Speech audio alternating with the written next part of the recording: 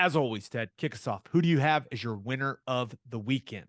Well, I had to go with the Major League Baseball rule changes. And I know that we've brought this up recently, whenever it first kind of got implemented and everyone was watching it. But now we're a couple of weeks in and we've got some meaningful data to go off of. And right now, for 9 inning games, through what they've gone was the first couple of weeks of spring training games, the games are 25 minutes faster than they were a year ago, which is incredible. And that's 25 minutes of dead time where you had pitchers, wiping their brow and batters redoing their batting gloves. 25 minutes of dead time. A lot of cup adjustments. A lot of cup adjustments, a lot of stepping in and out of the batter's box and stepping on and off the rubber. 25 minutes of all kinds. That's a ton of time. 25 minutes of dead time. Pretty incredible. The violations are down. Like, obviously, right whenever you come out, everyone's adjusting to the new rules. There was I think the first week of games, it was 2.5 or more violations per game. That's already well down. I think it's at 0.75, I think. And if they go off of minor league, it's following the same trajectory and should end up at somewhere between a violation like every other game is what you're going to see. So that's kind of on pace there. But here's some of the interesting things. Stolen base attempts. Like, one of the things that Major League Baseball, whenever they talked to the fans and polled the fans about what they want to see more of, stolen bases is one of the top things, if not the top thing. Stolen base attempts are up 50% compared to what they were a year ago. If these high attempts continue, which they're not sure, because you're kind of doing this at no risk, right now, which some things have happened. Like, teams are starting to do pitch outs again, which was all but gone from baseball, but now you have to do it because there's an increase in stolen base attempts. So listen to this. Currently, if the season matches what we're seeing in spring training, this is the most attempts that we will see in stolen bases in Major League Baseball since 1987. And if the success rate continues, it will be the most successful stolen bases since 1919. So there's some significant changes in baseball, and everyone that's writing about it and talking about it says you've got your purists, but outside of that, everyone seems to say that this is the best thing that's happened to baseball in a really long time. 25 minutes of dead time. That's incredible.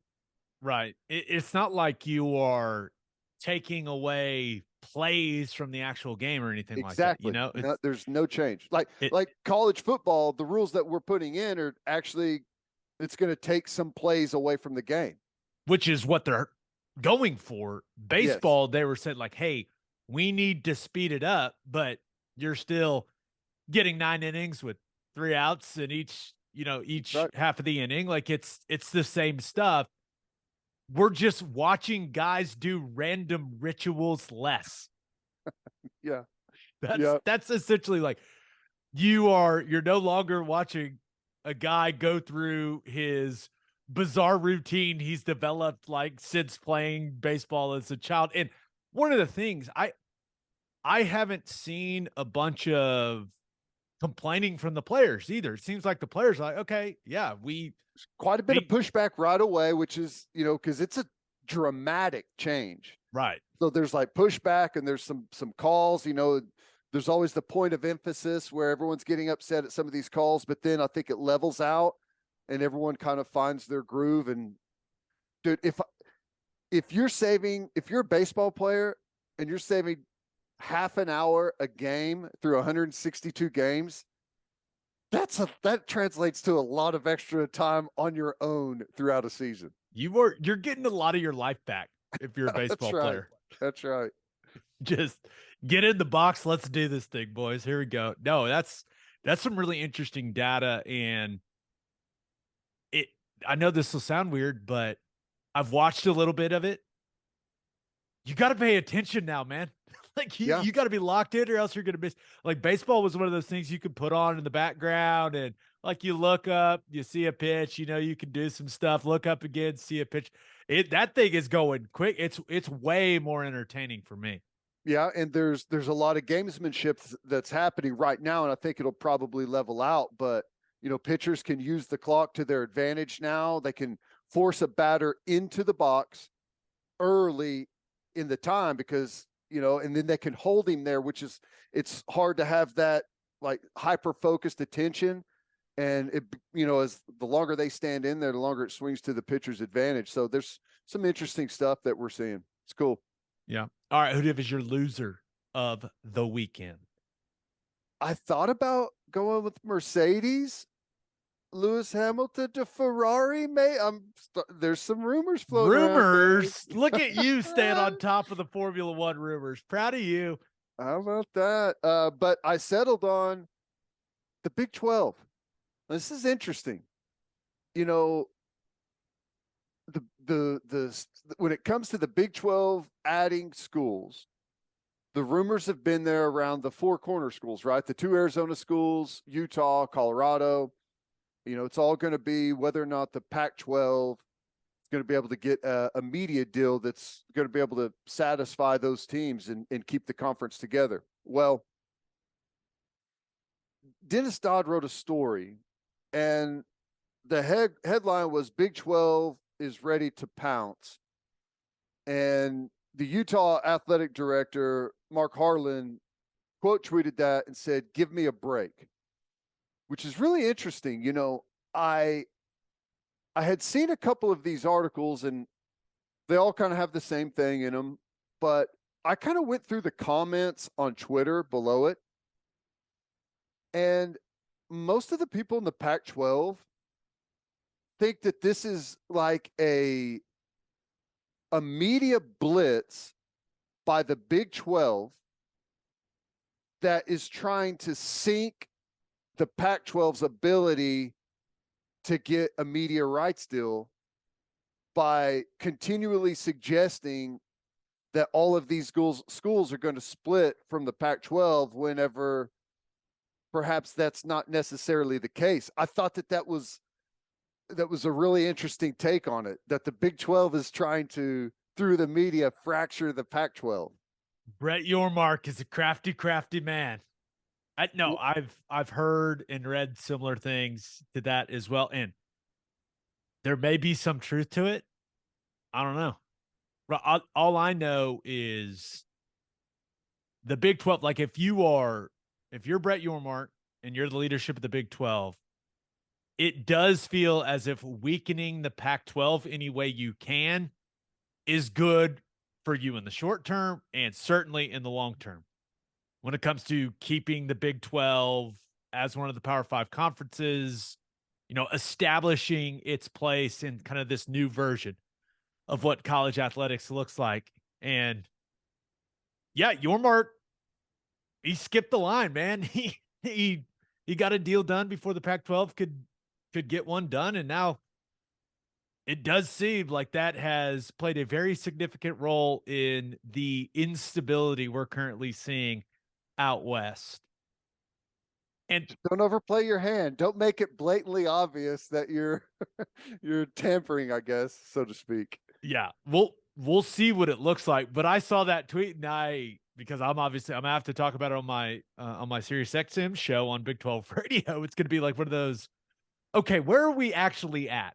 Right? Like, where does the Pac-12 stand with what they're trying to get done from a media rights perspective, and how realistic is the Big 12's ability to go and poach schools because of the uncertainty that is kind of hanging over the Pac-12 right now?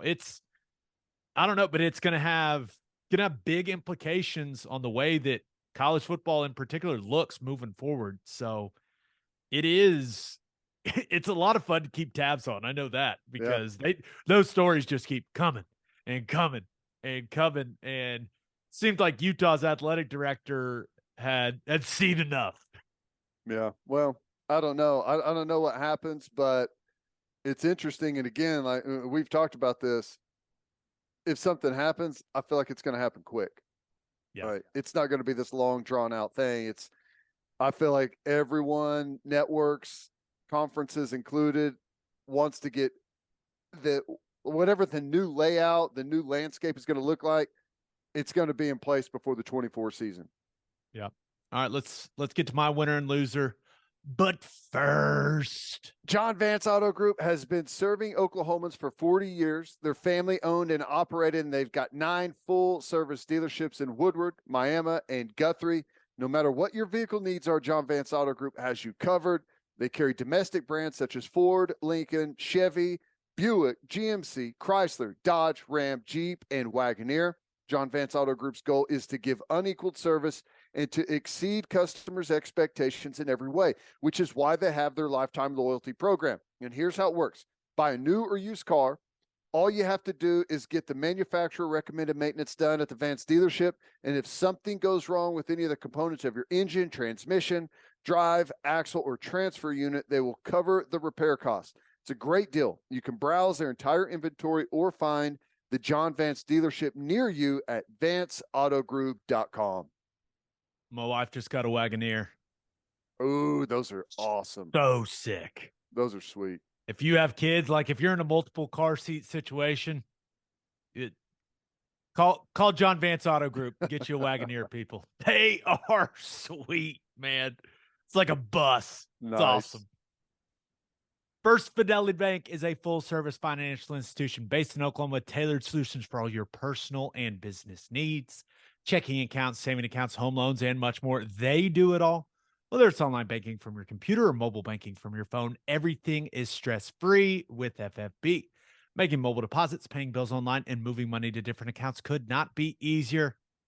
Ladies and gentlemen, make your life easier and go bank with First Fidelity Bank. Visit ffb.com for more information. All right, for my winner of the weekend, thought about going with our man Baker Mayfield, and Rappaport throwing it out there that when free agency begins, which is this week, the Tampa Bay Buccaneers are targeting Baker Mayfield, would bring him in to compete with Kyle Trask for the starting job. Could be a great opportunity for Baker. Baker is slowly but surely moving closer and closer to the equator of the earth with every single move, it looks like. Started way up there in Cleveland, and he's just slowly climbing his way south. That would be awesome. I think that's a good organization. That's a really cool city. They're not in the position they were a couple of years ago, but I still think that division is really up for grabs right now. Yeah, some holes to fill on that roster for sure, but I'm sure they're looking at it going, hey, if we can get Baker Mayfield in here at a reasonable price, we can address other roster needs with their cap offensive space. line. Yes. So we'll see, but could be a good opportunity for Baker to be a starter, right? Wasn't sure if that opportunity was going to be there for him in the 2023 season, but sounds like if it all ends up working out, he'll have every opportunity to win that job, which, hey, that's all you can ask for. My winner of the weekend, so unfortunate. Texas men's basketball won the Big 12 tournament by whooping Kansas. And I know that, and sounds like Bill Self is doing well, right? And recovering well from whatever went on there. But I get that Kansas didn't have Bill Self on the sideline, but still, to dominate the second half the way that they did, really nice performances from Dylan DeSue, Serge Bari Rice, Marcus Carr was really good in that game. That was a second half beatdown that the Longhorns put on Kansas. And man, Rodney Terry, what a hell of a job this season by him, man. I know. What's he got to do to get the interim tag removed? I don't know. Is this be a bigger name? He's just not. But the dude can clearly coach. He can. Is this one of those situations where the brass at Texas is like in a really rough spot to where obviously you want your program to do good, but it's like if they do too good, we don't have a choice but to hire him as our head coach. It's a very, very Texas mentality to be like, I get that this guy's won all these games, but is he Texas enough for us? You know, We like need a is he? bigger name. Yeah, we need a bigger name. You know, someone that'll get the fan base more fired up. Like that's how it feels. They're like Like winning that doesn't feels like do the it. route they're gonna go. But hey, for Rodney Terry to take over under the circumstances he took over, to finish, they ended up finished solo second, right? Mm-hmm. In the regular season in the Big 12, and to go win the conference tournament, they're going to be a 2 seed in the Big Dance. That's a that's impressive, man. Yeah. That's impressive. And I know they got an old team with some young talented guys sprinkled in there. They got a really talented roster. I get that, but Rodney Terry, that's one hell of a job, man. And Yep. this is what makes it worse for me, at least. Like you look at Texas basketball, they've got the Moody Center, which looks like it is a top 5 venue now in college basketball, just from everything I can gather. And it feels like they got a lot of basketball momentum heading into the SEC. And then you look at OU's situation, you're just like, oh boy, that I I want what they have. Yeah. Because Yep. it looks like things are going well for the Longhorns program. And I just want that for OU basketball. And it feels like those two programs are headed in different directions. It's not too late for a first round exit for Texas though in the Big I Dance. think that would make me feel a little better. Yeah. Yep. That's that's what we need. All right, for my loser of the weekend, thought about going with the Duke haters. It wasn't that long ago we were talking about, hey, will Duke even make the tournament? North Carolina not going to make the tournament. How about that? That they were preseason number 1 and not going to make the tournament. That's got to be up there on the most disappointing seasons in the history of college basketball. But all of a sudden, John Shire and the Dukies playing some solid ball, won the ACC tournament, taking a 9-game winning streak into March Madness. That'll do. Yeah, that was a good win too. That was a good game, knocking off a really tough Virginia team.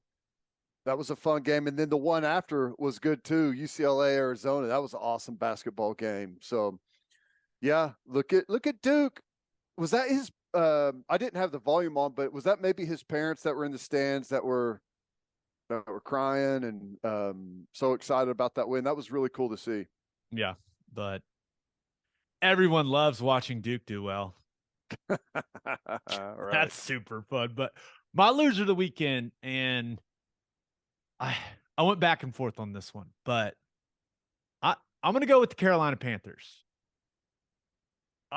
It just kind of sends some alarm bells off for me. Okay, so you look at the situation, right? They trade DJ Moore, their first rounder this year, which is the 9th pick, right? Also the 61st pick in this year's draft, a 2024 first rounder and a 2025 second rounder. They trade all that to Chicago for the first overall pick.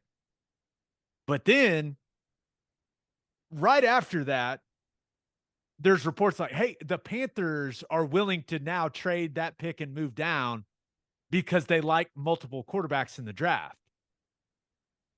And I don't know, like that's just a very weird way of doing things to me. And I get why the Bears did what they did, right? They wanted to know where they stand heading into the draft so that they can address certain roster needs in free agency. I totally get that. But for the Panthers to do this, to get up to number 1 and then be like, actually, we like multiple guys. We'll just, if we can, we'll move down. Maybe it ends up working out really well for them, but I just feel like if you're going to put a trade package together to get the first overall pick, I want you to be zeroed in on one guy. Like, I want you to be fully committed to that guy. Like, hey, we have identified our guy, our franchise quarterback moving forward. And they're over here going, yeah, we like a couple. We'll figure it out. I don't know. I know Frank Reich is he's supposed to be a QB whisperer, but damn, man, you would think if you trade up for number one, you'd be like, hey, CJ Stroud, that's our guy. We're taking him. I just thought it was a really weird development after they traded for the first pick. Well, I'm sure that they have the guy that they like and the guy that they want. Are they bluffing? And there's a little bit of bluffing going on in there.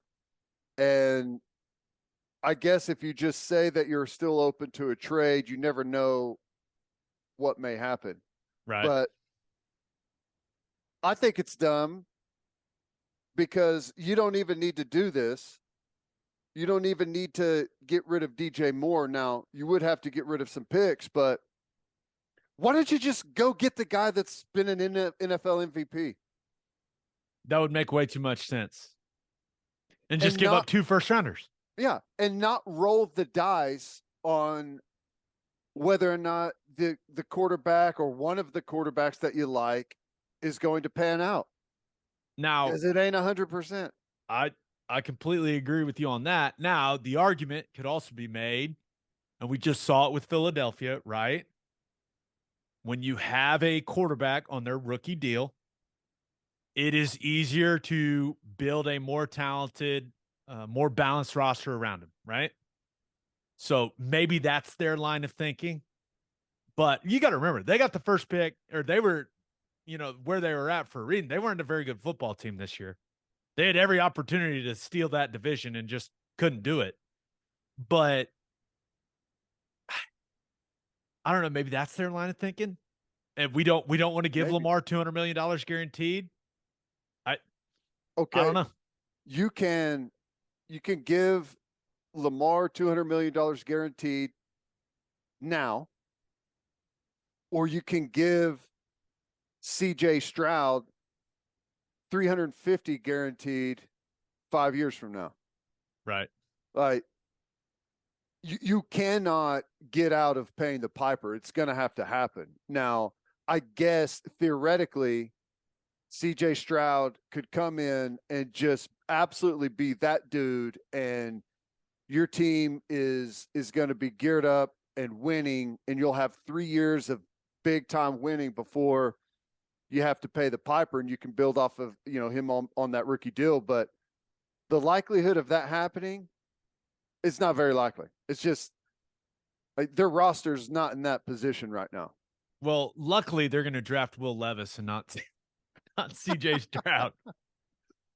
I don't know. Or Bryce Young, Anthony Richardson, like that's who knows. But I thought it was so odd to put a trade package together to get the first pick and then be like, hey, we're willing to trade down a little bit because we like multiple guys. That's what I'm saying. It's like, if you like multiple guys, do you actually even like any? Take them with the 9th pick. Yeah, don't give up your star wide receiver. Don't give up anything. Which, by the way, Justin Fields got to feel great, right? Yeah. Bears. It feels like a big vote of confidence for him. He now has a true number one in DJ Moore, who I think is one of the more underrated players at the wide receiver position in the league. Just he's got to feel awesome about this entire thing. I feel like the Bears wiped the floor with the Carolina Panthers, and they're in a position where now they've got a lot of assets to where they can help a team that, does have a promising quarterback on a rookie deal, and they are able to do that. But unless I'm forgetting something, they didn't have to mortgage the entire future of their franchise in order to land Fields, right? No. Like, just take the other guy that you like at number 9. Why do this if you like multiple guys? That now you understand why they're my loser of the weekend and why I was confused. Thank you. Good pick. Just a strange, like everything about it's strange to me. I don't know. Hey, Maybe Maybe it they end up works. getting a guy that Yeah. ends up being a Hall of Famer, and we laugh about this someday. Or But or maybe they move back from 1 to 5 or 1 to 4 and get the guy that they originally wanted, and end up on the good side of having some assets, and DJ Moore, maybe they cleared some salary. I don't know, but it seems like a whole lot of moving parts for what is still going to end up being a wild ass guess. I I saw something that, and I can't remember who put it out there, but someone was actually talking about how DJ Moore, because I think he's in like the 19 to $20 million a year range. Like he gets, I mean, he's a Mhm. big time wide receiver. And I think someone was like, well, this is actually a good deal for the Bears because they need his salary to get to the salary floor. Like they're in full rebuild mode. Like full rebuild. Like, no, they need that because they actually need someone that's making a lot of money on their team. Who? Let's try and trade for the most overpaid guy out there. Who is it? Who could that be? That's Yeah, funny. it's pretty good. But we'll see how this works out for Chicago and for Carolina. But bit of a head scratcher for me. But hey, I'm also kind of an idiot. So you never know. Same. Same.